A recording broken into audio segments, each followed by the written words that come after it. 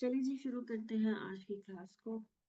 कल हमने थोड़ा सा ओवरव्यू किया था, थोड़ा सा पेपर की अंडरस्टैंडिंग ली थी और जस्ट पार्टनरशिप की डेफिनेशन को अंडरस्टैंड किया था। ठीक है, आज हम डिटेल में इसको देखेंगे।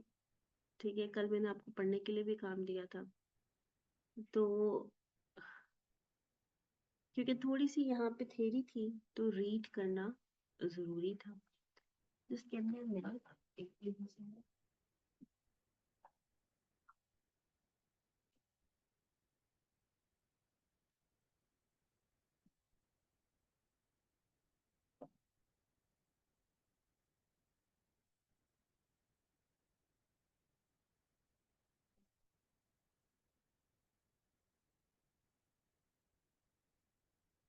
जी तो कल हमने पार्टनरशिप की बेसिक डेफिनेशन देखी थी और डेफिनेशन में जो लास्ट वाला पार्ट था, बाकी वो तो चलो हमने फिर डिस्कशन थोड़ी बहुत कर ली थी।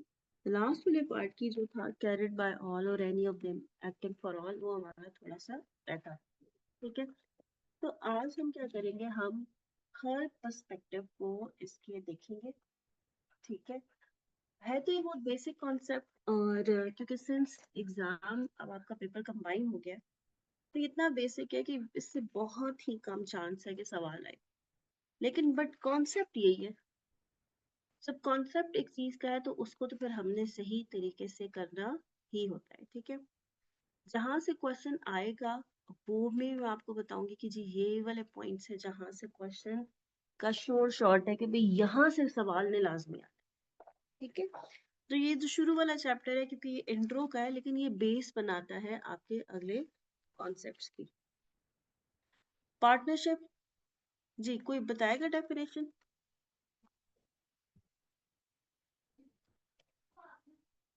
पार्टनरशिप, जी एनीवन, कोई माइक में कंट्रीब्यूट करना चाहेगा?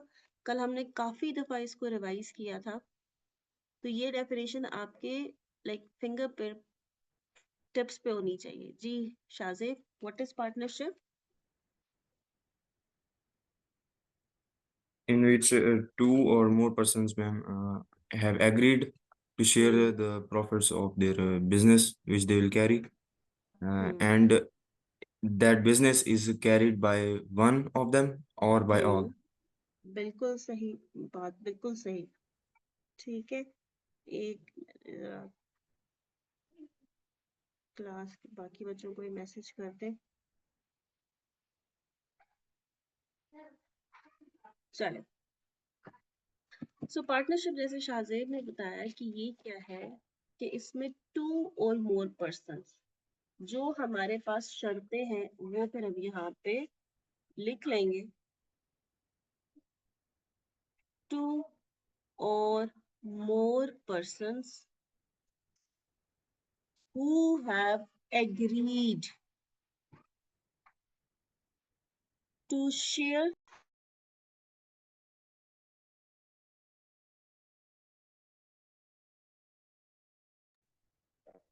agreed to share the profit।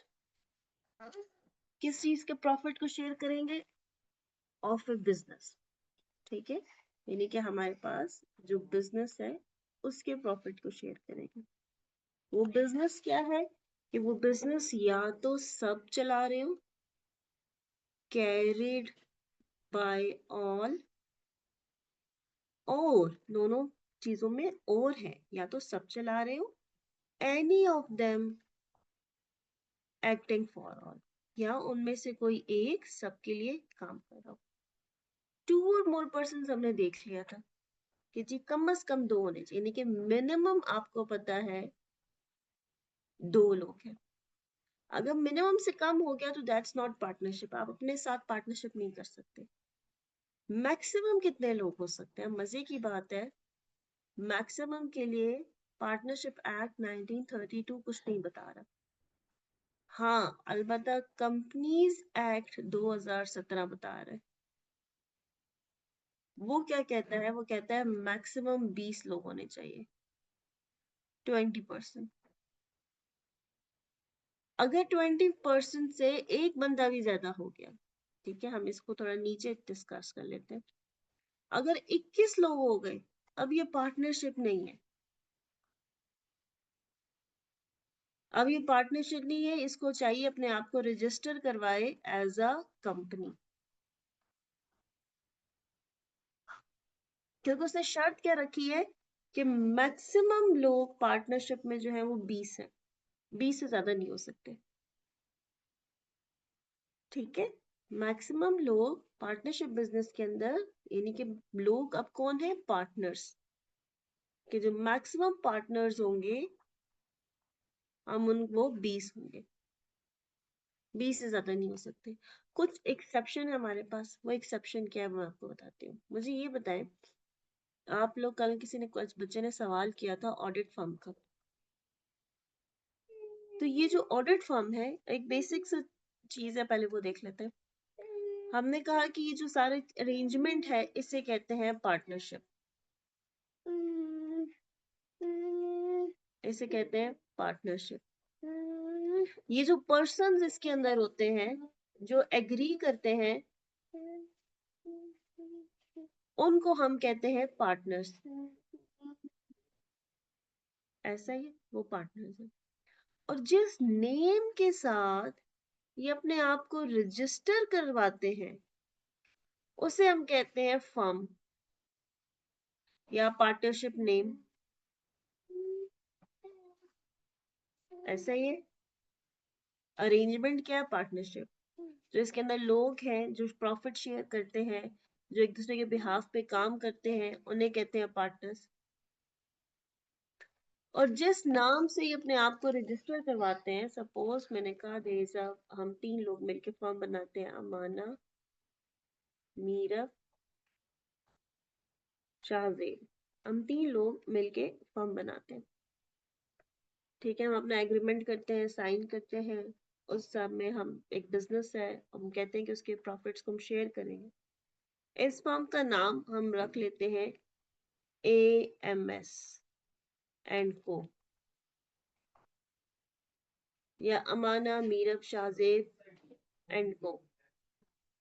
What is this, this is a firm name. जैसे कि आपके पास फर्म नेम क्या है, AFF फर्गसंस, KPMG, वो भी फर्म्स है ना, ऐसा ही है। डेलॉइट, BDO, ये भी फर्म्स है, ऐसा ही है। ऑडिट फर्म, फर्म हम नाम यूज करते हैं। इसका समझ आया कि ये जो हमारी ये जो फर्म्स है वो भी पार्टनरशिप अरेंजमेंट, हम अक्सर कहते हैं भी AFF का पार्टनर है, KPMG का पार्टनर है, BDO का पार्टनर है। जी, क्या ये हम टर्म्स यूज करते हैं, आपने सुनी हुई है, ये फलानी फर्म के पार्टनर है। हमारे कॉलेज में आज KPMG के पार्टनर आए हुए थे, उन्होंने गाइडलाइन दी। ठीक है, सुना हुआ है नाम। तो मुझे ये बताएं, ये जो पार्टनरशिप फर्म्स हैं, ऐसा KPMG है, ये लाहौर में भी है, ये कराची में भी है, ये इस्लामाबाद में भी है। इसके पार्टनर तो 20 से ज्यादा है, more than 20. Same the case with the AFF, same the case with the BDO. यहाँ पे तो पार्टनर्स नंबर ज्यादा है, ऐसा है कि नहीं, नोट किया आप लोगों ने कि यहाँ पे जो पार्टनर्स की तादाद है वो ज्यादा है, ऐसा है कि नहीं। जी, चैट में या माइक में रिस्पॉन्ड कीजिए।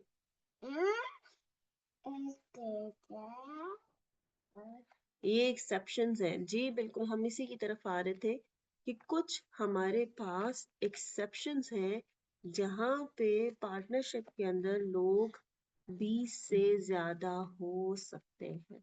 वो एक्सेप्शंस क्या है, उन एक्सेप्शंस को देखते हैं। एक्सेप्शंस क्या है, एक्सेप्शंस हैं प्रोफेशनल्स के लिए, जैसे कि अकाउंटेंट्स होते हैं, ठीक है, लॉयर्स होते हैं, कि जहाँ पे अकाउंटेंट्स या लॉयर अगर प्रैक्टिस करना चाहते हैं तो लिमिटेड लायबिलिटी कंपनी इनको अलाउ नहीं है।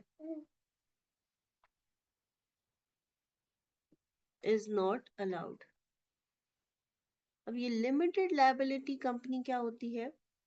लिमिटेड लायबिलिटी कंपनी, सिंस अभी हमने कंपनीज एक्ट पढ़ना है, हम इसको शॉर्ट कॉन्सेप्ट समझ लेते हैं। लव लिमिटेड से मतलब क्या होता है? महदूद, ऐसा ही है। लायबिलिटी क्या होता है? कि जहां पे आपने किसी का कुछ पे करना हो। तो लिमिटेड लायबिलिटी कंपनी क्या है? कि जहां पे कंपनीज की लायबिलिटी लिमिटेड हो, महदूद हो। यानी कि ये एक ऐसी कंपनी है कि अगर वो बंद हो जाए, सपोज ये बंद हो जाती है, तो इसने सिर्फ उन लोगों के पैसे देने होंगे, या कंपनी अगर कुछ हो जाती है, या कंपनी के फॉर इंस्टेंस हम इस कंपनी को बनाने वाले हैं, बात करते हैं केजी शाहजेब, और हमने कहा जी अमाना ने मिलके ये कंपनी बनाई है। 50% शेयर शाहजेब के पास है, 50% शेयर्स मेरे पास है, ठीक है। सपोज 1000 शेयर्स थे, एक शेयर है ₹10 का, ठीक है। अब मैंने क्या किया, मैंने इसके 500 शेयर्स ले लिए। अब सपोज मैंने ये जो 500 शेयर लिए, मैंने इनकी पेमेंट नहीं की, मेरे जो 5000 रुपया है ये पेंडिंग है, ठीक है।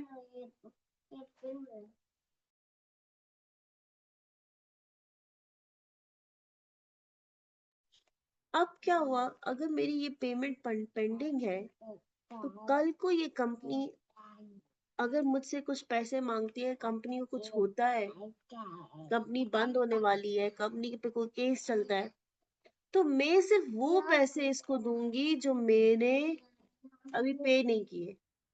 इसको देने थे ना 5000, मेरी लायबिलिटी थी, मैं सिर्फ वो पैसे दूंगी।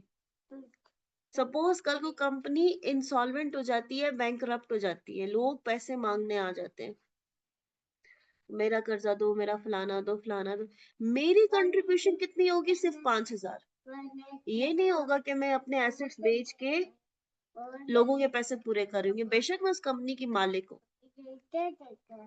बेशक मैं उस कंपनी की मालिक हूँ, लेकिन ये कंपनी की टाइप ही ऐसी है कि मैं सिर्फ उतने ही पैसे कंट्रीब्यूट करूंगी जितने के मेरे पेंडिंग थे, मेरी लायबिलिटी थी, उसके अलावा नहीं, ठीक है। तो इसे कहते हैं लिमिटेड लायबिलिटी कंपनी, कि अगर कल को ये कंपनी बंद होती है, या ये कंपनी बैंकरप्ट होती है, इसने लोगों के पैसे देने हैं और ये नहीं दे पाती है, तो वो लोग जो इसके शेयर होल्डर्स हैं, वो इस कंपनी को उतना ही पैसा कंट्रीब्यूट करेंगे जितना वो उनके ऊपर लायबिलिटी थी, जो उन्होंने उधार देना था, बाकियों के लिए नहीं।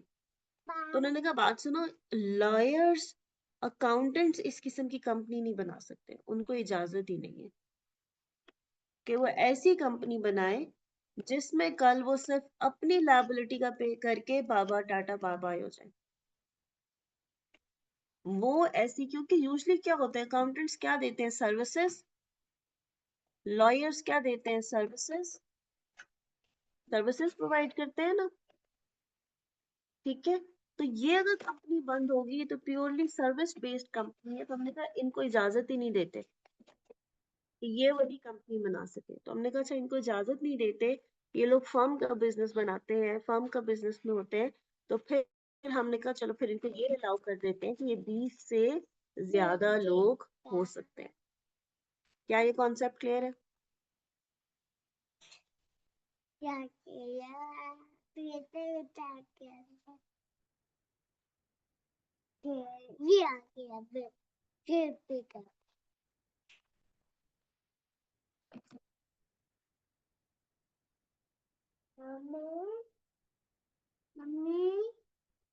ये देखिए, एसोसिएशन ऑफ 2 और मोर पर्सन्स, इसमें एक आध चीज हमारी रह गई, वो देख लेते हैं। सो ऊपर चलते हैं, काम चाम कर रहे थे, हमने कहा कि जी मिनिमम 2 लोग हैं, मैक्सिमम 20% है। कुछ हमारे पास इसमें एक्सेप्शंस हैं जो कि हमने देख लिए। इसके अलावा जो इसमें खास बात है, हमने कहा जी एक तो मिनिमम देख लिया, मैक्सिमम देख लिया।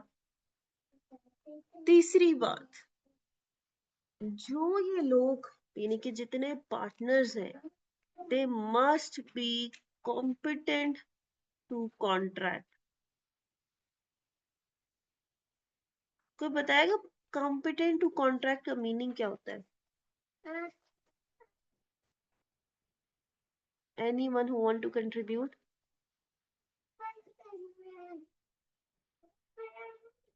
Competent to contract.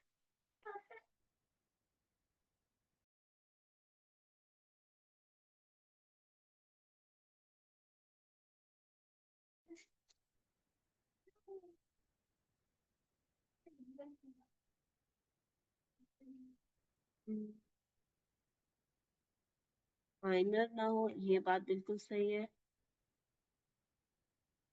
कॉन्ट्रैक्ट करने के एलिजिबल हो। चले मैं आपको बताती हूँ। कॉम्पिटेंट टू कॉन्ट्रैक्ट से मुराद तीन चीजें, तीन बातें आती है इसके अंदर। सबसे पहली बात, जो पर्सन है, जो पार्टनर है, जो भी बंदा कॉन्ट्रैक्ट करने जा रहा है, वो साउंड माइंड होना चाहिए। उसका दिमाग ठीक काम करना चाहिए। वो कोई दिमागी मरीज नहीं होना चाहिए। ऐसा ही है, कॉन्ट्रैक्ट करते वक्त वो ड्रंकन नहीं होना चाहिए। कॉन्ट्रैक्ट करते वक्त वो अनकॉन्शियस बीमार नहीं होना चाहिए। या उसको मिर्गी के दौरे पड़ते हो तो आप दौरे के टाइम उससे कॉन्ट्रैक्ट पे साइन ले लो। ऐसा ही है, तो दौरे के टाइम पे he is unsound mind. Sound mind नहीं है वो। साउंड माइंड किसको कहते हैं? जो रैशनल डिसीजन ले सके, जो अंडरस्टैंड कर सके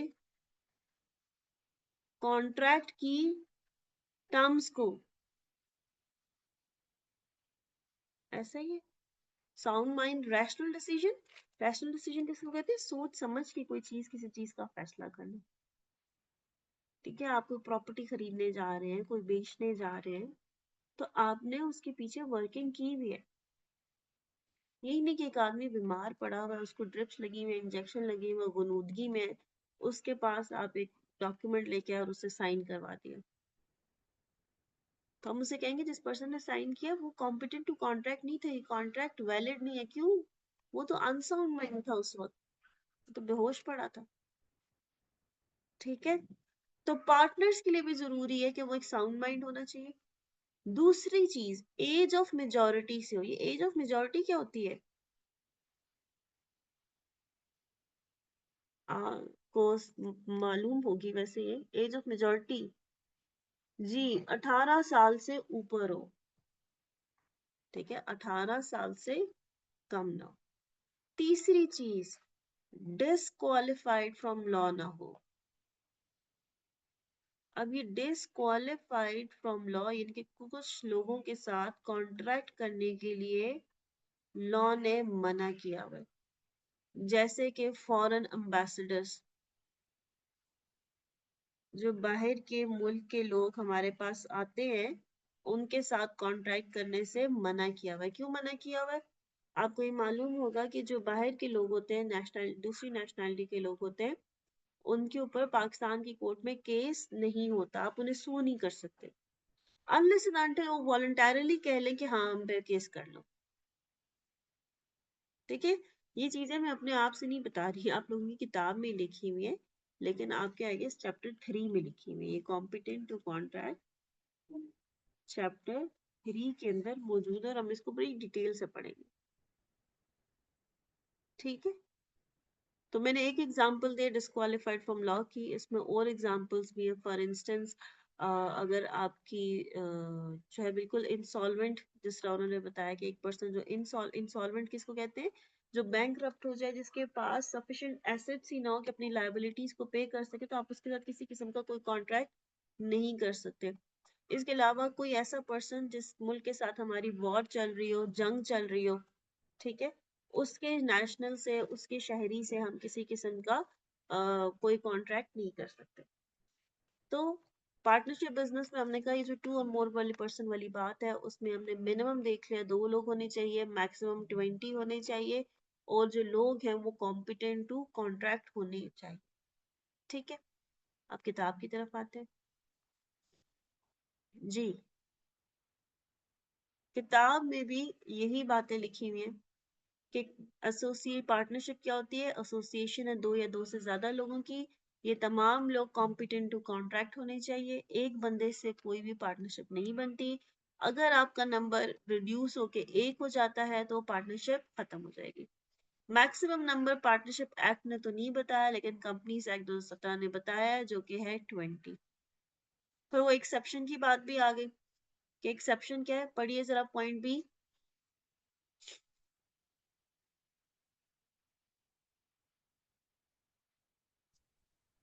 In case of partnership firm carrying on any other business, maximum number is 20. Hmm, In B case of पढ़े। a partnership, in case of partnership firm of professional persons, maximum number may exceed 20. Hmm, If the maximum number of partners exceed the maximum number allowed, then such partnership firm becomes an illegal association. हम्म, आगे example है ma'am. ठीक है। तो एक minute, आप कौन सी किताब से पढ़ रहे हैं, कहाँ से पढ़ा आपने? हैं, आपकी किताब चेंज है, कहाँ से पढ़ रहे हैं? जी मैं वो मैंने पिछली टाइम दी थी ना बिजनेस लॉ की, तो मेरे पास वही बुक है। सॉरी मैंने देखा नहीं, मैं यहाँ से पढ़ देता हूँ। हाँ, और अब मुझे टाइम के पास कौन सी वाली किताब है? मैम ऑटम 2025 की बुक है मेरे पास। और आप नई किताब कब लेंगे? मैं आज ही प्रिंट करवा लेता हूँ मैम। आज ही। सॉरी। एक बात याद रखिए, किसी भी बच्चे के पास पुरानी किताब नहीं होनी चाहिए। जी। इस जी मैम। किताब से आपने पेपर देना है।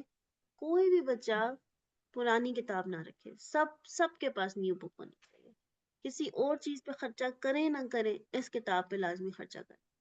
सफे की जी क्वालिटी ठीक आपकी है। मर्जी है, बेशक 2 नंबर खरीद ले, लेकिन किताब ही होनी चाहिए। ठीक है, अगर आपने जी थोड़ी सी बचत करनी है तो आप बेशक उसे कहो कि भाई थोड़ा 10 नंबर सफा लगा दो, लेकिन बुक हार्ड में प्रिंटेड फॉर्म में आपके पास होनी चाहिए लाजमी। बाकी में किसी चीज से आपकी रिक्वायरमेंट नहीं होगी, पर this book with should be with you. चले यहाँ से पढ़े, बी पार्ट पढ़े। In case of a partnership firm to carry on practice as a lawyers, accountant, or any other profession where practice as a limited liability company is not permitted under the relevant laws or regulation of such practice, maximum number may exceed 20. बस ठीक है, Is यहाँ पे किसी को कोई issue? ठीक है, 4 पॉइंट्स इसके अंदर बड़े इंपॉर्टेंट हैं। मिनिमम नंबर, मैक्सिमम नंबर, कर कौन सकता है, कॉम्पिटेंट टू कॉन्ट्रैक्ट, एक्सेप्शन है 20% की, और लास्ट बात है अगर मिनिमम नंबर से कम हो गए तो भी पार्टनरशिप नहीं होगी, मैक्सिमम नंबर से ज्यादा हो गए तो भी पार्टनरशिप नहीं होगी। मैक्सिमम नंबर से ज्यादा हो गए तो आपने कंपनी में कन्वर्ट होना है, और मिनिमम से कम हो गए तो आप पार्टनरशिप तो हो ही नहीं। ठीक है जी। इस कॉन्सेप्ट में किसी को कोई इशू, कोई प्रॉब्लम? ठीक है, एग्जाम्पल 2 पढ़िए।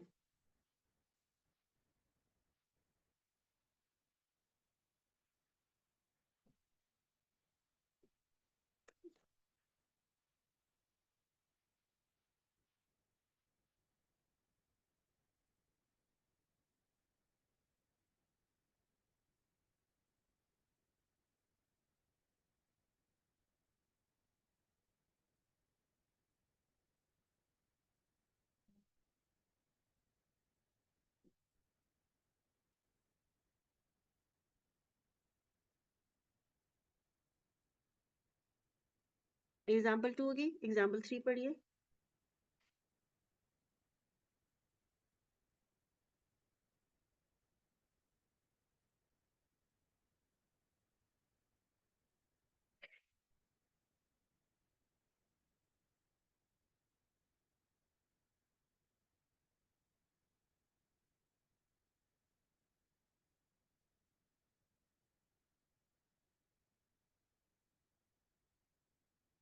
डन जी? किसी को कोई कंफ्यूजन? काइंडली सब लोग डन का मैसेज किया करें। Okay good. अगला आ गया एग्रीमेंट। एग्रीमेंट क्या है वो हमने कल थोड़ा सा डिस्कस किया था कि एग्रीमेंट क्या होता है कि आपका मुआहदा जो आप एक दूसरे के साथ करते हो, ठीक है? यहाँ पे वापस करिए, ये रहा एग्रीड। अब जो मुआहदा यानी कि ये जो सारे लोग मिलके एक दूसरे के साथ करते हैं वो एग्रीमेंट है। और कल भी हमने डिस्कस किया था कि ये एग्रीमेंट हो सकता है एक्सप्रेस। एक्सप्रेस का मतलब होता है बोल के। तो एक्सप्रेस में दो चीजें आती हैं, या तो रिटन होगा या ओरल होगा, ठीक है? या फिर इम्प्लाइड हो। इम्प्लाइड का क्या मतलब होता है कि आपकी एक्शन से पता चल रहे हो, ठीक है? Apparent from actions.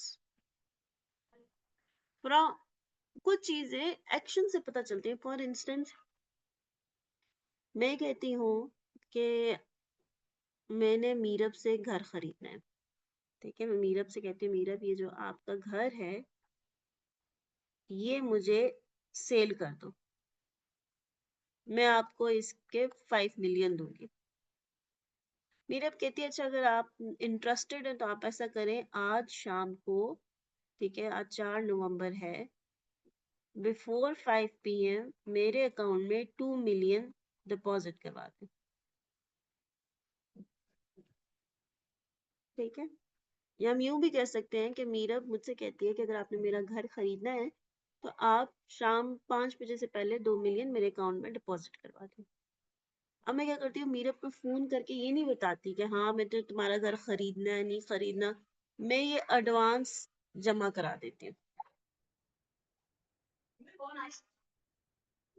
मैं ये एडवांस सबमिट करा देती हूँ, ठीक है? 1 मिनट दीजिएगा।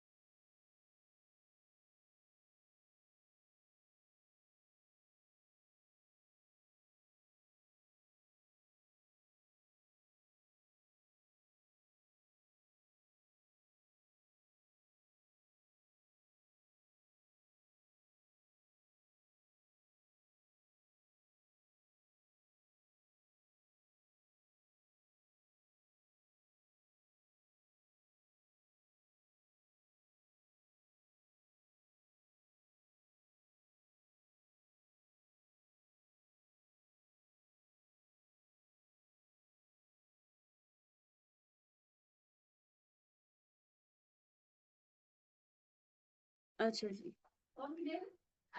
सो हमने क्या कहा कि मीरा मुझसे कहती हैं कि अगर आपने मेरा घर लेना है तो 5 बजे से पहले आप डिपॉजिट करवा दें। अब मैं मीरा को ये नहीं कहती कि हाँ मीरा मैंने तुम्हारा घर लेना है, बल्कि मैं कहती हूँ मैं बड़ी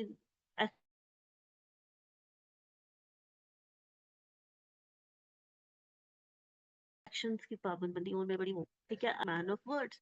मैं वो पैसे जमा करा देती हूँ, ठीक है। अब ये जो पैसे जमा कराना है, ये जो मैंने डिपॉजिट का, क्या ये मेरी हाँ ने हाँ है ना? इस कॉन्ट्रैक्ट के लिए रजामंदी है, मैं इंटरेस्टेड हूं तो पैसे जमा कराएं, ठीक है। तो ये जो मैंने पैसे जमा कराए हैं, ये शो करता है, एक मिनट दीजिए, तो ये शो करता है कि मेरी ये एग्रीमेंट करने में इंटरेस्टेड हूँ, ऐसा ही है। तो यानी कि क्या हुआ कि मेरे एक्शंस, मैंने हाँ या ना नहीं, लेकिन जो मेरे एक्शंस थे दैट्स इम्प्लाइड कि यस मेरी तरफ से इस ऑफर के लिए हाँ है, क्योंकि मैंने वो काम कर लिया। समझ गए बात को? कि मेरे एक्शंस शोज कि मैं ये घर खरीदना चाहती हूँ, क्यों मैंने वो जाके चीज जमा करा दी। मैंने उसको फोन करके ये नहीं कहा हाँ मैं तुम्हारा घर खरीदना चाहती हूँ लेकिन एक दफा देखूंगी फिर सोचूंगी, नहीं, मैंने जाके पैसे जमा करा दिए। So my action showed that I am interested in that transaction, ठीक है। जिस तरह क्या होता है, आप लोग बस सर्विस चलती है, मेट्रो चलती है, मेट्रो हर स्टॉप पे रुकती है, या कोई और बस है जो लोकल है। सपोज हमने कहा हम इस्लामाबाद में है और वहां पे गाड़ी आती है, वो अंकल शोर मचा रहे थे पिशावर पिशावर पिशावर पिशावर पिशावर, जिसने पिशावर जाना आगे बैठ जाए, ठीक है। क्या आप उस गाड़ी वाले से पहले कोई मायदा करते हैं और फिर गाड़ी में बैठते हैं, चुप करके बैठ जाते हैं? ऐसा ही आप उस गाड़ी में बैठ जाते हैं, दैट मीन्स कुछ कहे बगैर कि ये दैट आपने उस पर्सन के साथ अपनी डेस्टिनेशन पे पेशावर जाना और उसके बदले में आप उसको किराया देंगे, फेयर देंगे। आपने मुंह से कुछ नहीं बोला, आप सिर्फ गाड़ी में जाके बैठ गए, तो योर एक्शंस इम्प्लाइड दैट कि that you want to go to Peshawar and against जो भी उसका किराया है। जैसा मेट्रो है, मेट्रो हर स्टेशन पे रुकती है, आप मेट्रो पे जाके जो बैठते हैं, आपके एक्शंस शो कर रहे होते हैं कि आपने उसके साथ एक खास डेस्टिनेशन पे जाना है अगेंस्ट सम पैसा, पैसे के अगेंस्ट। ऐसे आप कोई अपना एक रिटर्न मुआयदा तो नहीं करते, ना ही तो रिटर्न है, ना ही ओरल, ना कोई बातचीत की है। मेट्रो के अंदर तो कोई कंडक्टर वगैरह भी नहीं होता, वो ड्राइवर होता है, और वहां पे स्क्रीन पे लगा होता है कि अभी कौन से स्टेशन पे उतरेगी, किस तरह। So your actions has revealed that you are doing some kind of transaction with that person. ठीक है, बात समझिए। तो इसी तरह हमारा जो एग्रीमेंट है वो भी हमने कहा एक्सप्रेस हो सकता है और इम्प्लाइड हो सकता है। एक्सप्रेस का क्या मतलब होगा कि वो प्रॉपर रिटन होगा या हमने जुबानी कलामी बात की है। इम्प्लाइड क्या है कि अपेरेंट फ्रॉम एक्शंस है, जैसे कि कल हमने एक एग्जांपल की थी कि जिसमें ये था कि जी एक पर्सन जो है वो कहीं से ओल्ड फर्नीचर लेता है, अली जो है वो ओल्ड फर्नीचर लेता है, उसको रेनोवेट करता है, रिफर्बिश करता है, और अशरफ उसको सेल करता है, और दोनों को जो प्रॉफिट आता है वो 50-50 कर लेते हैं। कोई एग्रीमेंट नहीं है, कुछ नहीं है, बस शुरू से इसी तरह काम चल रहा है। हमने कहा yes this is a partnership business, because यहाँ पे जो उनका एग्रीमेंट है वो इम्प्लाइड है। उनकी आपस में इम्प्लाइड का मैंने आपको एक लफ्ज बताया था, क्या है, सेटिंग है, कि ये अंडरस्टूड है, आपस में सेटिंग है। समटाइम्स जब घर में मेहमान वगैरह आते हैं तो अम्मी क्या करती हैं, आंखों से इशारे करती हैं।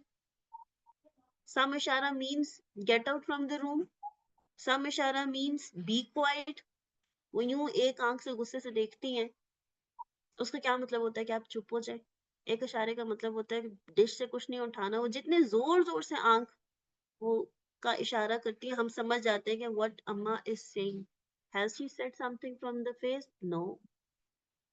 समटाइम्स हमसे कहते हैं कि जी हमने फलानी जगह पे जाना है, पैसे दे दें, तो वो आगे से ये नहीं कहती पैसे नहीं दे रही, वो कहेंगी हाँ दरख्तों में पैसे लगे हुए हैं। तो इसका मतलब आप सबको पता है ना कि इसका मतलब क्या है? ऐसा ही है कि इसका मतलब इनकार है, कि उन्होंने ना नहीं की है, बट यू हैव अंडरस्टूड, ठीक है, कि what the possible outcome of this discussion would be. ठीक है, तो अब यहाँ से हमने देख लिया कि जी पार्टनरशिप क्या है। ये कॉन्ट्रैक्चुअल एग्रीमेंट बिटवीन पार्टनर्स है। ये एग्रीमेंट एक्सप्रेस भी हो सकता है, एक्सप्रेस में दो ऑप्शंस हैं, रिटन और ऑरल, और इम्प्लाइड भी हो सकता है। ये जो एग्रीमेंट होता है इसको हम कहते हैं पार्टनरशिप डीड। ये एग्रीमेंट क्या कहलाता है? पार्टनरशिप डीड कहलाता है। अब एक बड़े मजे की बात यहाँ पे अगली लाइन में लिखी हुई है। जी कौन पढ़ेगा अगली लाइन?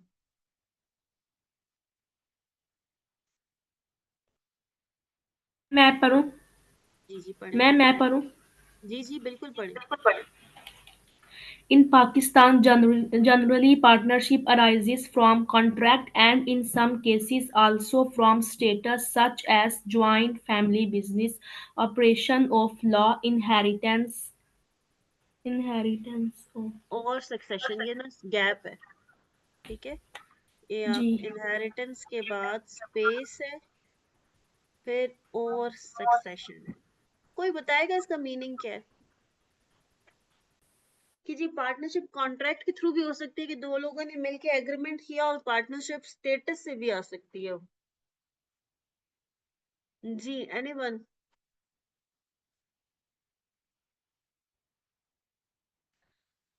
कॉन्ट्रैक्ट क्या है? कि जी हम रैंडम लोग हैं, ए बी सी, हम मिलके एग्री करते हैं, ठीक है, और पार्टनर्स बनते हैं। In other scenario there is a family, Malik रियाज,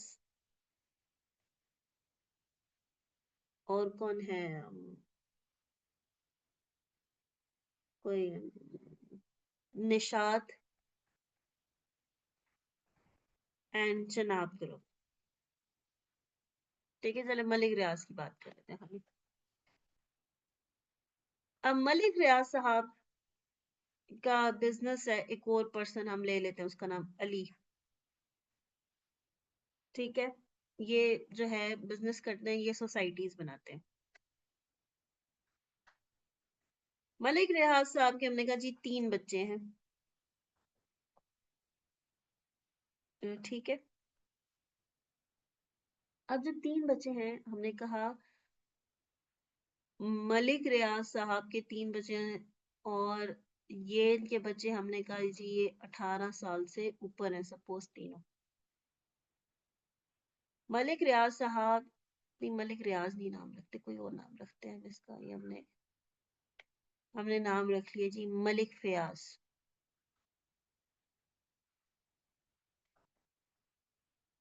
मलिक फयाज साहब की डेथ हो गई, ऐसा ही है। अब बिजनेस किधर चला गया? इन तीनों बच्चों के पास, ऐसा ही है। इनहेरिटेंस, इनहेरिटेंस किसे कहते हैं? जो आपकी आबाई आबाई जो विरासत होती है, वटेवर, ठीक है। अब क्या हुआ कि बिजनेस चला गया। अब तीनों ने अली से मशवरा किया कि क्या आप, पहले तो आपकी पार्टनरशिप हमारे वालिद के साथ थी, क्या अब वही बिजनेस आप हमारे साथ करेंगे, हम तीनों के साथ? वो एग्री करते हैं। तो हमने कहा अब हम एक न्यू पार्टनरशिप बना लेंगे, इन तीनों के नाम, suppose ABCM, ABC Ali and को, ठीक है। या ये भी हो सकता है, ये कहें कि हमें अपने अब्बू से बहुत प्यार था, तो हम चाहते हैं कि उन्हीं के नाम रहे पार्टनरशिप में, मलिक फयाज एंड अली को, अली एंड को। तो ऐसा भी हो सकता है, ठीक है, ऐसा भी हो सकता है। तो क्या हुआ यहाँ पे कि हमने कहा यहाँ पे जो थी पहली तो चलो हमने कॉन्ट्रैक्ट के थ्रू की थी, और जो दूसरी है वो इनहेरिटेंस या सक्सेशन के थ्रू होती है। अब what is joint family business, ये एक बड़ी इंटरेस्टिंग बात है। जॉइंट फैमिली बिजनेस किसी को आइडिया है? वैसे पहले पूछती हूँ मैं, what is joint family business? Anyone who want to contribute कि जॉइंट फैमिली बिजनेस क्या होता है, किस कल्चर जिस में होता है? जी जी जिसमें बताइए। मतलब फैमिलीज मिलके अपना एक बिजनेस करती हैं। अच्छा, चलो मैं बताती हूँ। आपने वो स्टार प्लस के ड्रामे देखे बचपन में, या इंडियन मूवीज?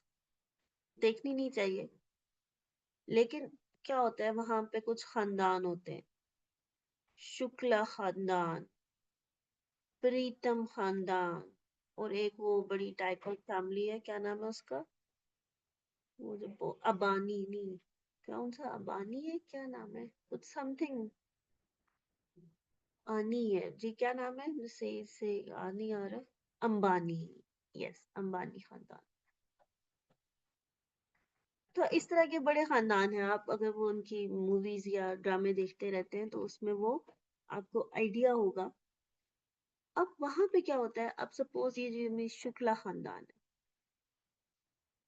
शुक्ला खानदान में हमने कहा एक हेड है, उसके 3 बेटे हैं, बेटी भी एक बना देते हैं, ये बालू वाली बेटी है, ठीक है। अब इनके आगे से बच्चे हैं, किसी के 2 हैं, किसी का 1 है, किसी का 3 है।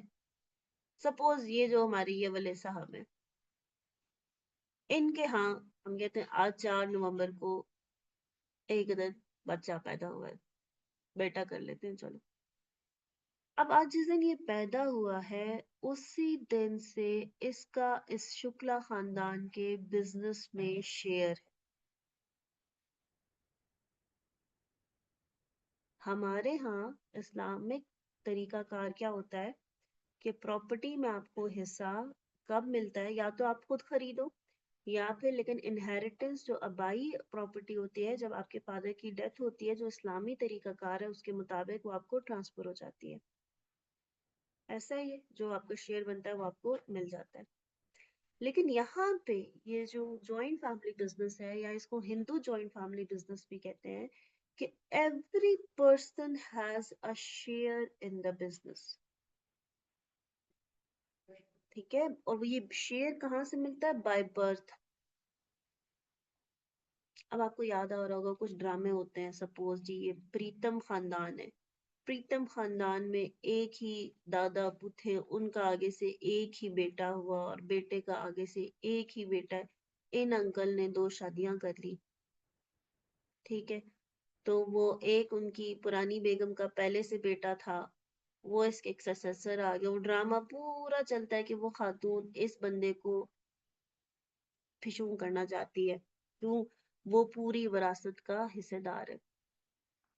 और वो ड्रामा पूरा इस पे वो बना लेते हैं उसके, वो उसको 10 दफा मारते हैं, 10 दफा जिंदा करते हैं, और पता नहीं क्या क्या करते हैं।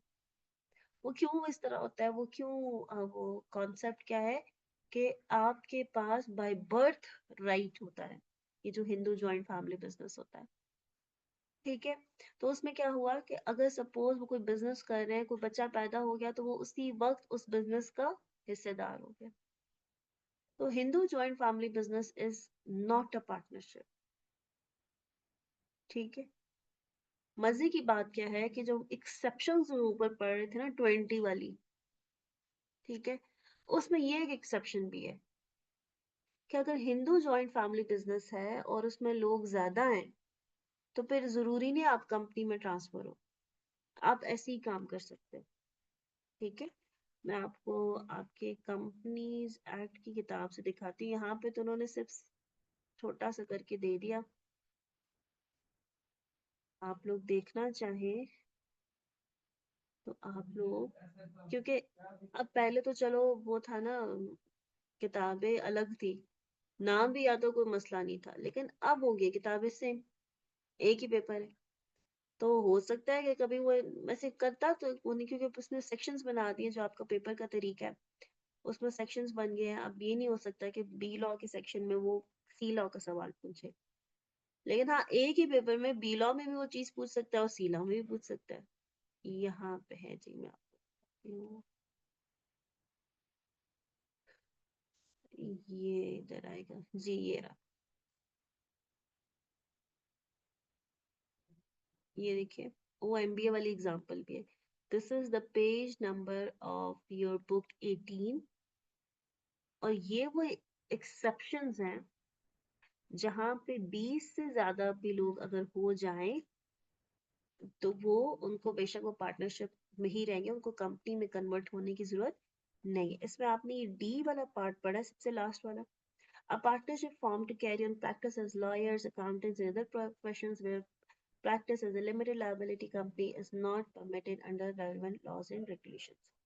Joint family, carrying on joint family business, तो वो जॉइंट फैमिली जिसका जिक्र मैंने अभी आपको बताया है कि जिसमें बाय पर्सन बाय बर्थ क्या होता है, उस फैमिली का हिस्सेदार होता है, उसे हम कहते हैं जॉइंट फैमिली बिजनेस। अगर दो जॉइंट फैमिली बिजनेस आपस में, शुक्ला खानदान और अंबानी खानदान आपस में पार्टनरशिप कर लें, तो भी वो इसके एक्सेप्शन में आता है, जिसमें सिर्फ वो एक कंडीशन लगाता है कि माइनर मेंबर को निकाल दो और बाकी मेंबर 20 से ज्यादा नहीं होने चाहिए। और जो फर्स्ट वाली है, चलो हम इसको बाद में देखेंगे। तो 4 एक्सेप्शंस हैं, आपकी किताब में से वो एक को डिस्कस करता है और बाकी को कहीं हल्का फुल्का आपको यहाँ पे एग्रीमेंट की फॉर्म में नजर आ रहा है कि अब एग्रीमेंट क्या, उसने कहा वैसे तो कॉन्ट्रैक्ट होता है, लेकिन जिस तरह अब ये जो शुक्ला खानदान है, इसमें ये जो नया बच्चा पैदा हुआ है जिसका शेयर, अब ये तो नहीं कि इसके साथ एग्रीमेंट हुआ है, एग्रीमेंट नहीं, ये बाय स्टेटस, बाय स्टेटस उस खानदान का हिस्सा है तो पार्टनर बन गया। अब अंबानी खानदान में जितने बच्चे आगे पैदा होंगे वो उस अंबानी खानदान के जो बिजनेस है उसके हिस्सेदार होंगे, ठीक है। जस्ट लाइक जैसे कि आपके पास रॉयल ये जो फैमिलीज होती हैं, ऐसा ही है बादशाहत वाली फैमिली, ये शहजादे शहजादी के जितने उस खानदान में बच्चे या बच्चियां पैदा होंगे उनको स्टेटस मिल जाएगा शहजादे या शहजादियों का, ठीक है। तो इसी तरह यहाँ पे जो है जो भी इन खानदान हिंदू फैमिली बिजनेस में जो भी पैदा होगा वो उसके अंदर, अच्छा इसको हिंदू फैमिली हम पहले ये लॉ में हिंदू लिखा होता था, अब ये हिंदू हट गया, बिकॉज बहुत सारी पाकिस्तान में भी फैमिलीज इस मॉडल पे चल रही हैं। मुझे किसी बच्चे ने बताया था कि in Karachi there is a families, like fact मैं भूल गई हूँ, पता नहीं उनके नाम के एंड पे मतीन या इस तरह का नाम, मतीन तो नहीं, मैं भूल गई हूँ, कोई मुझे बताएगा। Memon, yes yes, Memon, Memon families. तो मेमन फैमिलीज के अंदर भी इस तरह का अरेंजमेंट चलता है। वेरी गुड बच्चे, अपना नाम लिख लें, आपने सीए अपना नाम लिखा हुआ है। अब दोनों में से किसी एक में भाई 50 नंबर लेने हैं, अब एक पोर्शन भी 50 का दूसरा भी 50 का, तो ये थोड़ा सा इम्पॉसिबल बात है कि आप एक पोर्शन में 50 नंबर पूरे ले लें, ठीक है, ठीक है। तो मेमन फैमिलीज के अंदर भी इस तरह का सिचुएशन चलती है, जिसकी वजह से यहाँ से इन्होंने हिंदू का वर्ड हटा दिया है, ठीक है, क्योंकि मोस्ट कॉमनली हिंदूज के अंदर तो है ही है, वहां पे तो है ही है, ठीक है। तो हमें ये समझ आ गई कि अच्छा जी, ये जो पार्टनरशिप है, एक तो आपने प्रॉपर एग्रीमेंट कर दिया, दूसरा स्टेटस के थ्रू हो गया कि आप उस अमीर खानदान में पैदा हो गए, उसके चश्मो चराग है, तो जिसकी वजह से आप जो है क्या है, बाय बर्थ उस बिजनेस का हिस्सा हो गया, आपके साथ किसी कोई एग्रीमेंट करने की जरूरत पेश नहीं आई। पार्टनरशिप डीड के एग्रीमेंट में क्या लिखा होगा, उस फर्म का नाम लिखा होगा, शुक्ला खानदान है, प्रीतम खानदान है, अंबानी है, या हमने जो नाम रखे थे अभी, मलिक फयाज इनको, मलिक फयाज अली इनको, एबीसी इनको, वट, काम कहाँ करेगी, प्लेस और principal business, place of business of the firm उस पे लिखा होगा, कोई और जगह जहाँ पे वो काम करते वो लिखा होगा, किस किस डेट को कौन कौन से पार्टनर ने ज्वाइन किया है, टोटल नंबर ऑफ पार्टनर्स कितने हैं, उन पार्टनर्स का नाम क्या है, उनकी डिटेल्स क्या है, उनके पास अगर कोई प्रॉपर्टी वगैरह है उसकी क्या डिटेल है, प्रोफेशन क्या है। पार्टनरशिप आपने कुछ टाइम के लिए बनाई है या चलती रहेगी, ठीक है, आपने किसी खास प्रोजेक्ट के लिए बनाई है, 2 महीने के लिए, 6 महीने के लिए, साल के लिए, या फिर आपने बनाई है कि बस नहीं अब चलती रहेगी। उस पार्टनरशिप का पर्पस क्या है, किस लिए बनाई है, काम क्या करना है, बिजनेस करना है, प्रॉपर्टी का बिजनेस करना है, आपने कोई स्कूल खोलना है, आपने क्या करना है, आपका जो भी वट एवर सर्विसेज प्रोवाइड करनी है, आपने कुछ गाड़ी ऑटोमोबाइल का काम करना है, आपने फैक्ट्रीज लगानी है, what ever you what is the purpose, आपने इसमें लिखा होगा। पार्टनर्स के आपस में एक दूसरे के क्या राइट्स हैं, ड्यूटीज हैं, क्या किसने क्या काम करना है, किसने क्या नहीं काम करना, किसको कितना लिमिट अलाउ है कि वो इतना खर्चा कर सकता है, किसको कितनी लिमिट अलाउ है कि वो इतने का कॉन्ट्रैक्ट कर सकता है। ठीक है, तो ये सारी चीजें लिखी होंगी। अमाउंट ऑफ कैपिटल जो हर बंदा उसमें सरमाया जो लेके आएगा वो मेंशन होगा, कि हर एक ने अगर कोई मिनिमम सरमाया इतना लेके आना है वो मेंशन होगा। ठीक है, तो ये सारी चीजें आप उस एग्रीमेंट के अंदर लिखते हैं। जैसा आप एग्रीमेंट देखते हैं ना, घर के किराए का एग्रीमेंट किसी के साथ करते हैं, उसमें सारी चीजें लिखी होती हैं कि आप ये वाला घर इतने किराए पे ले रहे हैं, हर माह की तारीख को आपने इतना किराया देना होगा, अगर कोई चीज आपने खराब की उसको क्या करना होगा, सिक्योरिटी फी कितनी देनी होगी, वो तमाम चीजें उसके ऊपर लिखी होती हैं। अगर आपने घर खाली करना है 2 माह पहले नोटिस देना होगा। तो इसी तरह पार्टनरशिप के एग्रीमेंट के अंदर भी ये तमाम चीजें लिखी होंगी, पार्टनर्स की डिटेल लिखी होगी, वो जो बिजनेस करना चाह रहे हैं उसकी डिटेल लिखी होगी, उनके आपस में राइट्स एंड ड्यूटीज क्या है उसकी सारी डिटेल लिखी होगी। क्लियर है? ये वाली 3 लाइनें पढ़े जरा खुद सारे। दिस मीन्स,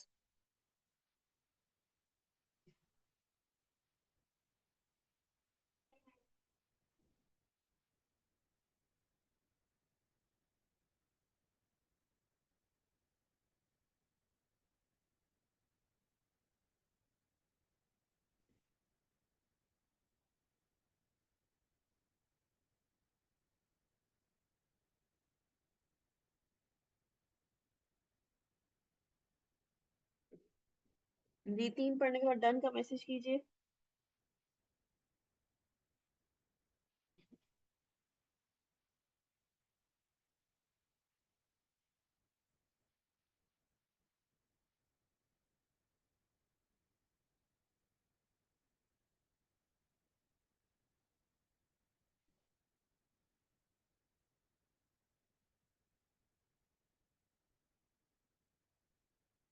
ठीक है,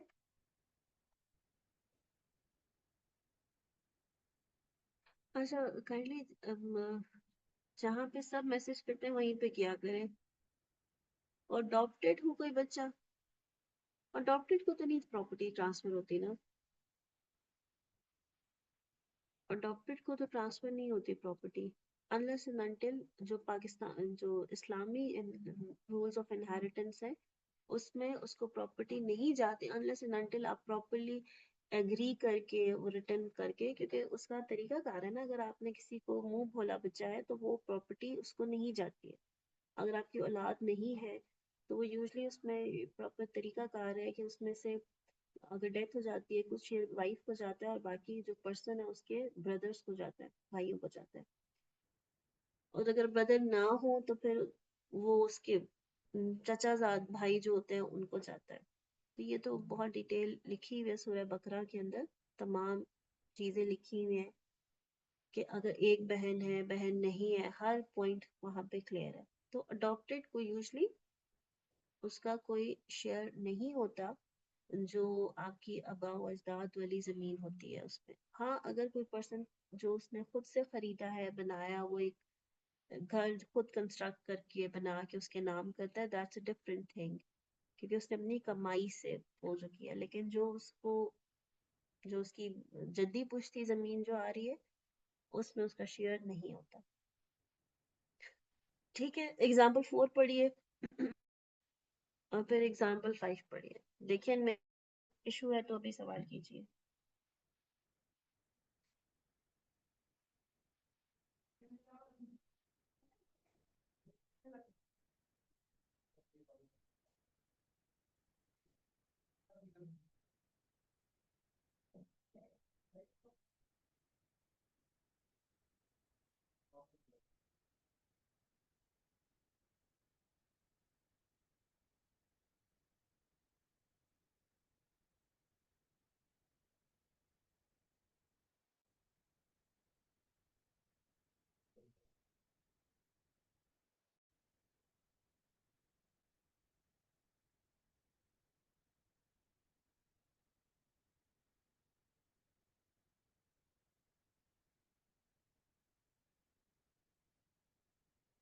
जी डन। Example 4 and 5 done. कोई क्वेश्चन?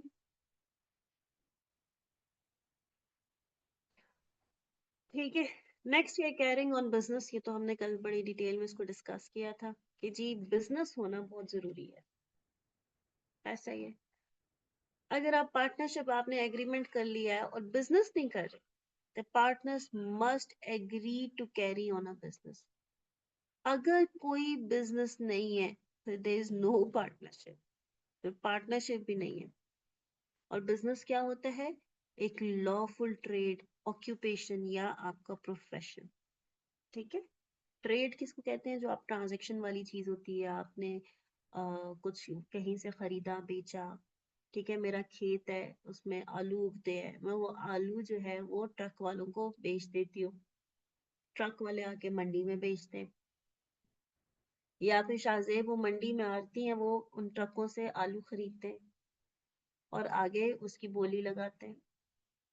ऑक्यूपेशन, ऑक्यूपेशन क्या है? मेरा मेरा ऑक्यूपेशन है खेती बाड़ी, मैं खेती बाड़ी करके गंदम उगाती हूँ, वो बेचती हूँ। प्रोफेशन क्या है? प्रोफेशनल जो मुझे स्किल आता है। ठीक है, हम चार्टर्ड अकाउंटेंट हैं, हम एक अपनी ऑडिट फर्म खोलते हैं, बिजनेस कर रहे हैं। हम सॉफ्टवेयर वाले हैं, हम एक सॉफ्टवेयर हाउस खोलते हैं, बिजनेस कर रहे हैं। ठीक है, हमें रियल एस्टेट का बहुत अच्छा आइडिया है, हम एक पार्टनरशिप फर्म खोलते हैं जिसमें हम रियल एस्टेट का बिजनेस कर रहे हैं। ठीक है, या मैं एक हॉस्पिटल खोल लेती हूँ। ठीक है, हॉस्पिटल क्या है? एक बिजनेस ही है। ठीक है, एग्रीमेंट अभी बड़ी खास लाइन है। ये जो आगे लिखी हुई है इसको कर लेते हैं। Agreement to at a future date. हम आज पार्टनरशिप करते हैं कि 2 साल बाद हम बिजनेस करेंगे, नॉट अ वैलिड पार्टनरशिप। वो जब 2 साल आएगा, जब आप बिजनेस करोगे तो तब पार्टनरशिप होगी। ठीक है, अगर आप आज आपने एग्रीमेंट किया है कि मैं महीने बाद हम एक बिजनेस स्टार्ट करेंगे, तो जब वो महीना आएगा तभी पार्टनरशिप होगी, अभी पार्टनरशिप नहीं है। ठीक है, और अगर हम ये कहते हैं कि हम फलाह बहबूद के लिए काम करेंगे, लोगों की हेल्प के लिए काम करेंगे, तब भी ये पार्टनरशिप नहीं है। क्यों? कोई जवाब देगा? अगर मैं कहती हूँ मैं लोगों की वेलफेयर के लिए काम करूंगी, मैं जो है लोगों के स्पोर्ट्स में वेलफेयर का काम कर रही हूँ, मैं हेल्थ सेक्टर में काम कर रही हूँ, मैं एजुकेशन सेक्टर में काम कर रही हूँ, मैं रिलीजन के लिए काम कर रही हूँ, मैं आर्ट्स एंड साइंस के लिए काम कर रही हूँ, why it's not a partnership? जी, अगर मैं किसी भी किस्म का वेलफेयर काम इन एनी फील्ड कर रही हूँ, why it's not a partnership? सारे लोग प्रॉफिट की बात कर रहे हैं।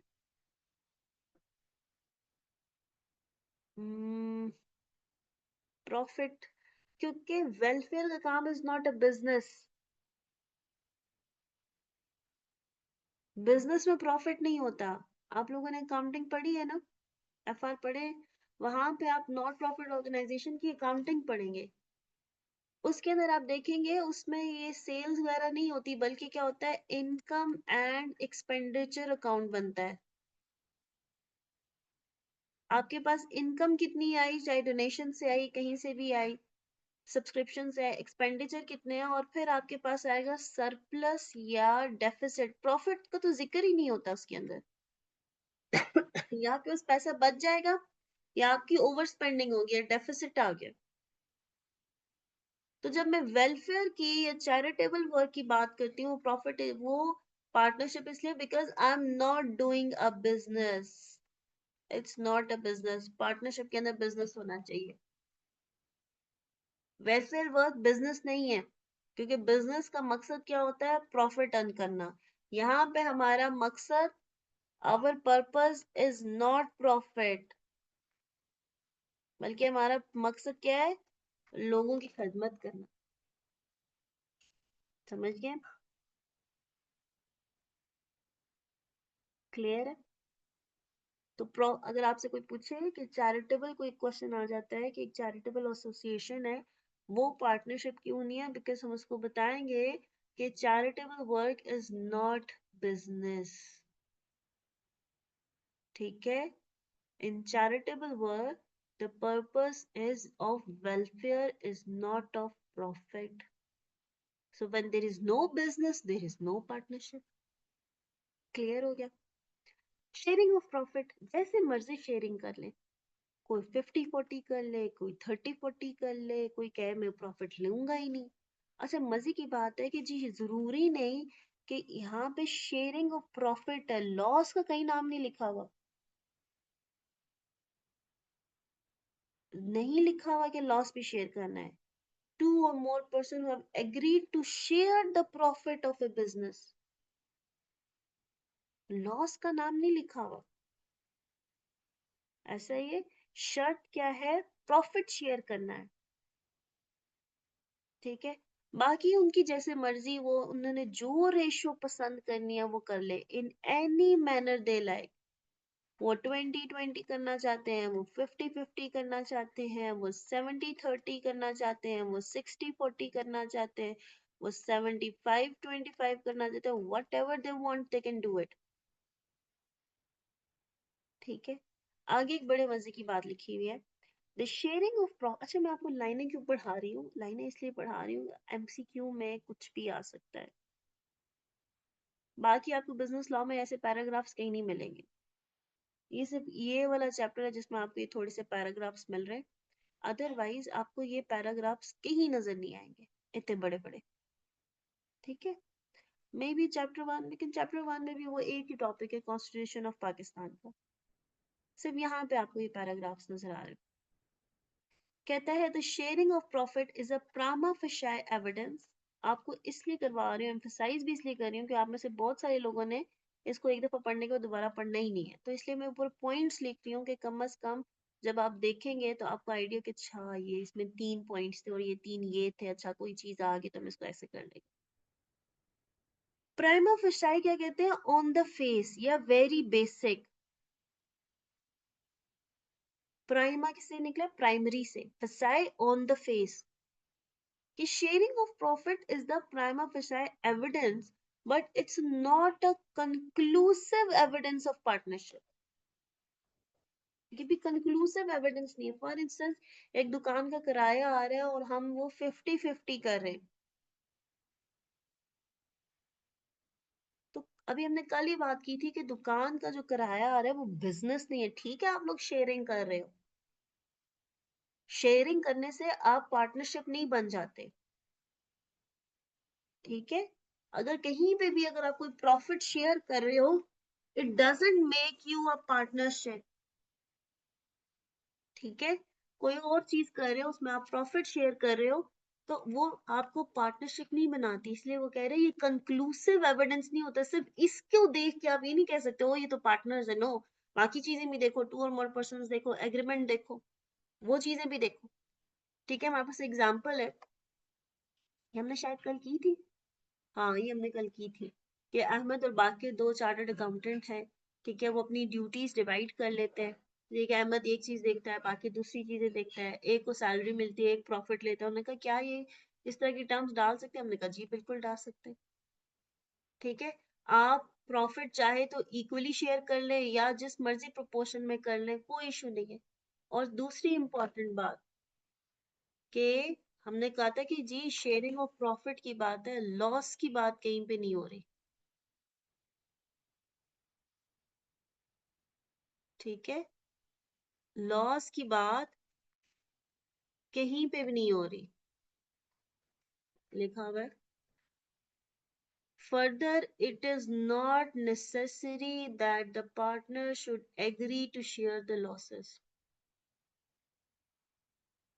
पार्टनर्स पे जरूरी नहीं है कि वो लॉसेस को भी शेयर करें। आगे क्या कहता है, it must be noted that even though a partner may not share in the losses of business, yet his liability towards outsiders shall be unlimited। इसके बारे में हम कल बात करेंगे। ठीक है, ये जो लायबिलिटी अनलिमिटेड की बात है ये हम कल करेंगे, डिस्कस करेंगे। लास्ट पॉइंट हमारा रह गया जो हमने कल भी डिस्कस नहीं किया था, दैट इज म्यूचुअल एजेंसी। हमने कहा था जी हमारा जो लास्ट पॉइंट है जी, carried by all or any of them acting for all। ठीक है, कि भाई सपोज हम कहते हैं 3 लोग हैं, अली, अहमद, अकबर, ये 3 पार्टनर्स हैं। इन्होंने 2 से ज्यादा लोग हैं, एग्री किया कि प्रॉफिट हम शेयर करेंगे किस चीज के, बिजनेस के। अली ने क्या किया, जाके एक एग्रीमेंट कर लिया, जिसके साथ एग्रीमेंट करेंगे उसको हम अब कहेंगे थर्ड पार्टी, जो भी हो, एबीसी जो मर्जी हो, उसको हम जब भी पार्टनरशिप के लोग किसी के साथ एग्रीमेंट करेंगे उस पर्सन को हम कहेंगे थर्ड पार्टी। उसके साथ एग्रीमेंट कर दिया, एक बिजनेस डील कर दी। सपोज उसको हमने कहा हम उसको 2 राइस की बोरियां सेल करेंगे, और ये हम उसको सेल करेंगे और वो हमें देगा 15,000 रुपए। इतने महंगा तो नहीं है, ठीक है। अली ने एग्रीमेंट किया कि 2 राइस की बोरियां हम देंगे, सपोज थर्ड पार्टी का नाम बी है और बी हमें क्या देगा, 15,000 देगा, ठीक है। हम बी को 2 राइस की बोरियां देंगे और बी हमें 15,000 देगा। अली एग्रीमेंट करके, अली इसके बाद हो गया बीमार और हॉस्पिटल में एडमिट हो गया।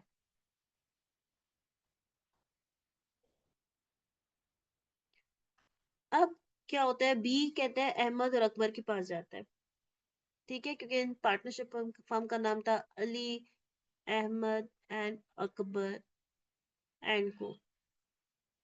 बी जाता है अहमद और अकबर के पास की, बात सुनो, तुम लोगों ने मुझे बोरियां देनी थी और मैं 15,000 रुपये अली को दे चुका हूँ, वो मेरे राइस की बोरियां तो दो। देन अकबर आगे से कह सकते हैं जी, आप कौन, हम तो नहीं जानते, जिससे एग्रीमेंट किया था जाके उससे मिलो। हाँ, मैं नहीं पता, वो हॉस्पिटल में एडमिट पड़ा, जाओ उससे मिलो, उससे मांगो राइस। क्या अहमद एंड अकबर ऐसा कह सकते हैं?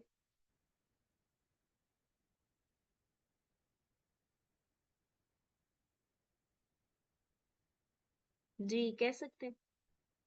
नहीं कह सकते। क्यों?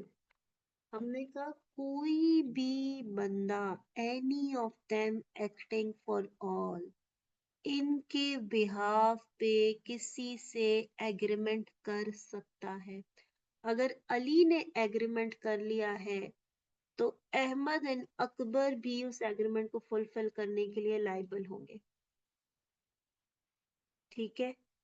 अली ने यहाँ पे एग्रीमेंट किया, यहाँ पे ना आपको एजेंट का रिलेशनशिप पता है? What is agent? Principal and agent. Agent का उर्दू में मतलब पता है, एजेंट किसको कहते हैं? जी, एजेंट किसको कहते हैं? एनीवन? प्रिंसिपल के बिहाफ पे जो काम करता है, ये इंडिया का एजेंट आया हुआ है हमारे मुल्क में, ऐसा ही है। वो क्या होता है, इंडिया का एजेंट से मुराद क्या है, कि ये इंडिया के पे डिटेक्टिव हमारे मुल्क में काम कर रहा था। तो प्रिंसिपल और एजेंट क्या होता है, कि एक बंदा है, उसके बिहाफ पे अगर कोई पर्सन काम करे तो उसे एजेंट कहते हैं, उसका कारकुन, उसका नुमाइंदा, ऐसा ही है, ठीक। तो हमने कहा ये जो अहमद और अकबर थे, हमने कहा कि अगर अली ने कोई कॉन्ट्रैक्ट कर दिया तो इसका मतलब क्या हुआ, अली इज द एजेंट और अहमद और अकबर क्या है, प्रिंसिपल। इन दोनों के बिहाफ पे भी उसने काम कर दिया। अगर अहमद किसी के साथ कॉन्ट्रैक्ट करता है, now is the agent and Ali and Akbar is the principal. अगर अकबर किसी के साथ एग्रीमेंट करता है, now Akbar is the agent and these two people are the principal. इसका मतलब हुआ कि अली एट द टाइम यहाँ पे एजेंट था और यहाँ प्रिंसिपल था। अहमद इधर एजेंट था, यहाँ प्रिंसिपल है। अकबर यहाँ प्रिंसिपल था, यहाँ प्रिंसिपल था, यहाँ एजेंट बन गया। मतलब ये जो रोल्स हैं ये स्विच हो जाते हैं आपस में। ये जो पार्टनर्स आपस में ये कभी एजेंट बन जाते हैं, कभी प्रिंसिपल बन जाते हैं, डिपेंडिंग अपॉन कि कौन थर्ड पार्टी के साथ कॉन्ट्रैक्ट करता है। और इस रिलेशनशिप को कहते हैं एजेंसी, कि जहां पे पार्टनर्स इस दूसरे के बिहाफ पे कॉन्ट्रैक्ट कर लेते हैं और एक दूसरे को लाइबल ठहरा लेते हैं उस ट्रांजैक्शन के लिए। कैरिड बाय ऑल, या तो सब मिलके काम करें, और any of them acting for all, या उनमें से कोई एक दूसरे के बिहाफ पे करे। क्या लिखा हुआ है? They must exist a mutual agency relationship among partners, partners के दरमियान ये रिलेशनशिप लाजमी होना चाहिए। Mutual agency relationship means that each partner is both an agent and principal. मैंने आपको दिखा दिया कि कैसे हर पार्टनर एजेंट और प्रिंसिपल बन जाता है। Each partner is agent in a sense कि हर पार्टनर एक एजेंट है, किस सेंस में? He has the capacity to bind other partners by its act done, कि जो वो एक्ट कर रहा है उससे वो बाकी पार्टनर्स को बाइंड कर सकता है। अगर अली कोई काम कर रहा है तो बिलाल एंड चांद भी लाइबल होंगे। अगर बिलाल कोई काम कर रहा है तो चांद एंड अली भी लाइबल होंगे। अगर चांद कोई काम कर रहा है तो बिलाल एंड अली दोनों लाइबल होंगे। ठीक है, कि भाई वो अपने एक्ट से बाकी पार्टनर्स को भी बाउंड कर रहा है। और इसी तरह each partner is principal in a sense that he is bound by the acts of other partners. Principal भी इसी तरह है कि भाई अगर बाकी लोग कुछ भी करते हैं तो वो फिर वो भी उनके एक्ट पे बाउंड हो जाएगा। तो ये रिलेशनशिप चेंज होता रहता है। मैंने आपको बताया कि sometimes a person is principal and sometime that same person is agent, because किसी और ने उसको बाउंड कर दिया। क्लियर हो गया जी? एजेंसी का रिलेशनशिप क्लियर है? ये 2 पॉइंट्स और पिछला एक पॉइंट जो मैंने आपको मार्क करवाया था इसको हम बाद में करेंगे।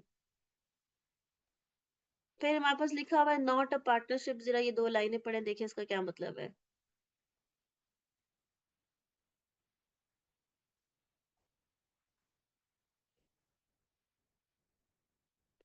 कहता है शेयरिंग ऑफ प्रॉफिट्स और gross return arising from a property, यानी कि सपोज मैं और शाहजेब मिलके एक दुकान खरीदते हैं या मिलके एक घर खरीदते हैं, होम। ये 2 घर हम दोनों का परचेज किया हमने। या फिर जैसे हमारी फैमिलीज में होता है कि अगर अब्बा की डेथ होगी, जो घर था वो जितने बहन भाई थे उनका हो गया। सपोज हमने कहा 2 भाई थे, उनका ये घर हो गया। क्या ये दोनों भाई पार्टनर्स हैं या मालिकान हैं? क्या ये दोनों मिलके इसको को ओन कर रहे हैं या ये पार्टनर्स हैं?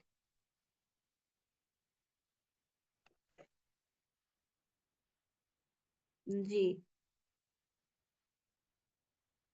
पार्टनर्स नहीं है ये, को ओनर्स हैं, ये मालिकान है। तो वो यही बात लिख रहा है, शेयरिंग ऑफ प्रॉफिट और ग्रॉस रिटर्न, कि अगर ये को ओन यानी कि ये घर जो है इसको रेंट पे दिया हुआ है, इसमें से रिटर्न यानी कि किराया आता है किसी प्रॉपर्टी में से, जो कि क्यों उन दोनों, क्योंकि इन दोनों का जॉइंट या कॉमन इंटरेस्ट है। क्यों जॉइंट और कॉमन इंटरेस्ट है? उसके मालिक हैं, 50-50 के हिस्सेदार हैं।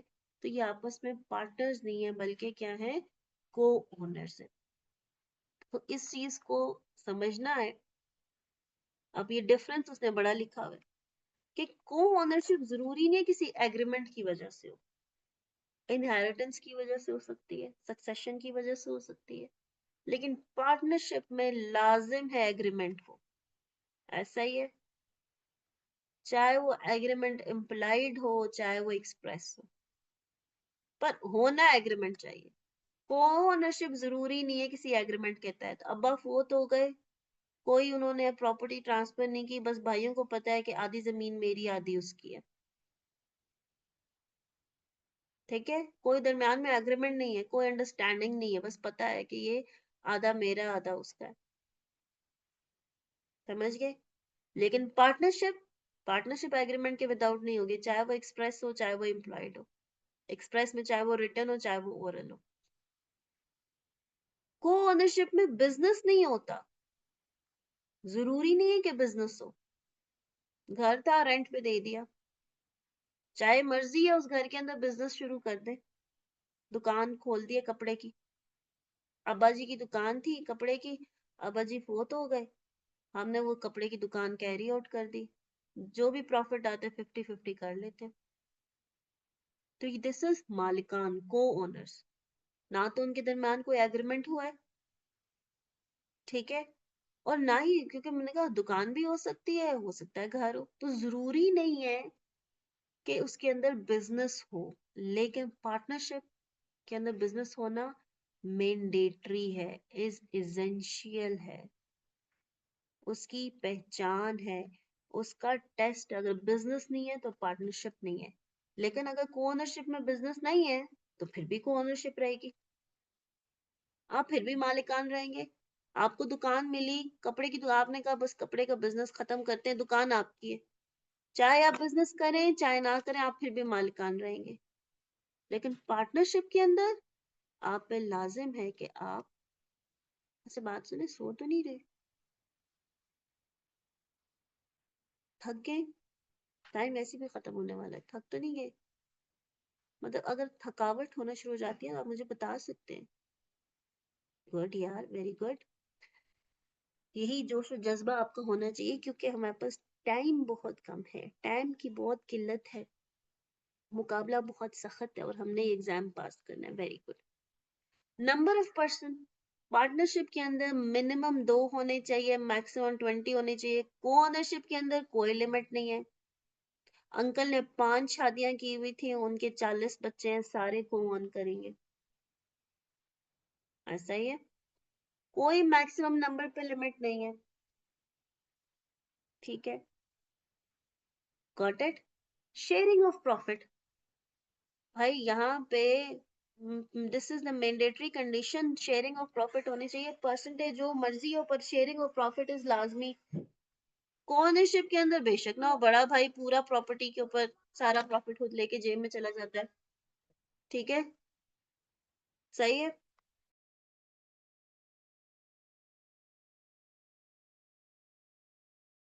म्यूचुअल एजेंसी, पार्टनरशिप के अंदर म्यूचुअल एजेंसी का रिलेशनशिप होता है, वो जो 2 भाई हैं वो अगर एक दुकान बेच दे दूसरे को बताए बगैर, जी हो सकता है। अब्बा फोत हो गए, अब्बा की प्रॉपर्टी थी, एक भाई ने दुकान का आधा हिस्सा बेच दिया दूसरे से पूछे बगैर, कर सकता है, जी कर सकता है।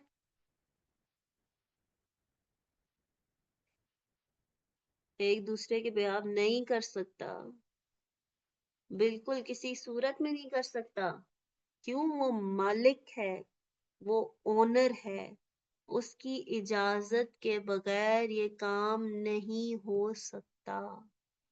आपको ओनर्स एक दूसरे के एजेंट नहीं होते, वो मालिकान है, मालिक की इजाजत के बगैर वो किसी किस्म की ट्रांजैक्शन नहीं कर सकता। So there is a huge difference between the co-ownership and mutual agency. Last है, a partner cannot transfer his interest without getting consent from other partner। कि आप, ये हम इसका पूरा चैप्टर है, चैप्टर जो उसका अभी हम ये 11 कर रहे हैं, 13 में हम इसको देखेंगे कि पार्टनर अपने शेयर्स किसी को ट्रांसफर नहीं कर सकता दूसरे से पूछे बगैर। क्यों? क्योंकि हमने पहले दिन भी डिस्कस किया था, अगर आप पार्टनरशिप अली, अहमद एंड अकबर है, अगर अपने अली अपने सारे शेयर्स अपने बेटे अशरफ को ट्रांसफर कर देता है तो अशरफ पार्टनर बन गया ना, तो एग्रीमेंट तो किसके दरमियान था? अली, अहमद एंड अकबर। अगर अशरफ को पार्टनर बनाना है तो अब नया एग्रीमेंट होगा अशरफ, अहमद और अकबर के दरमियान, और पिछला पार्टनरशिप भी लैप्स कर जाएगा, एग्रीमेंट खत्म हो जाएगा।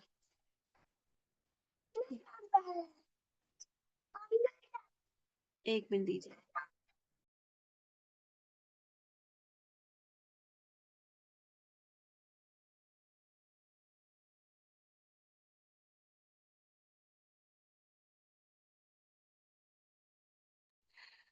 अच्छा जी, तो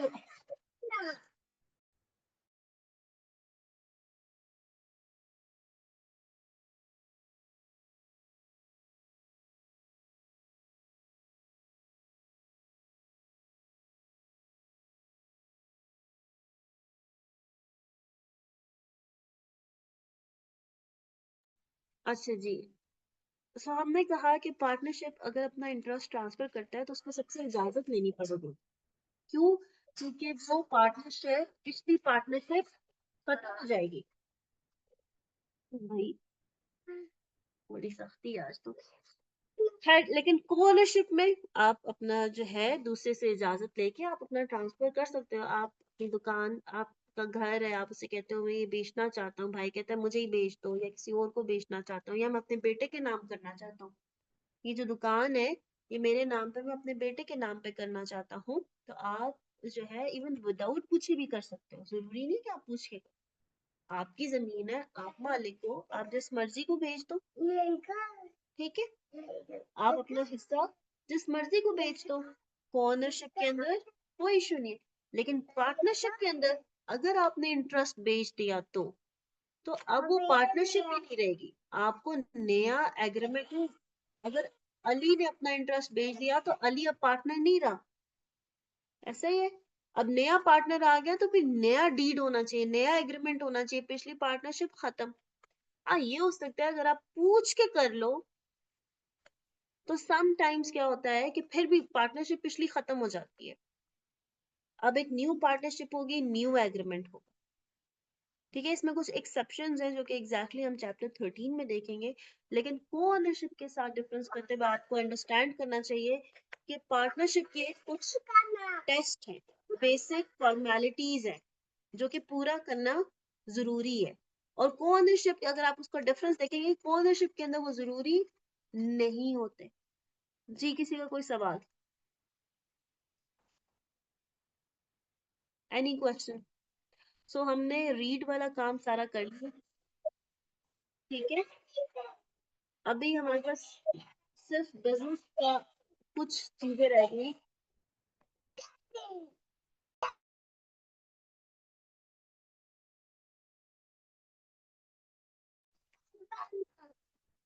ठीक है,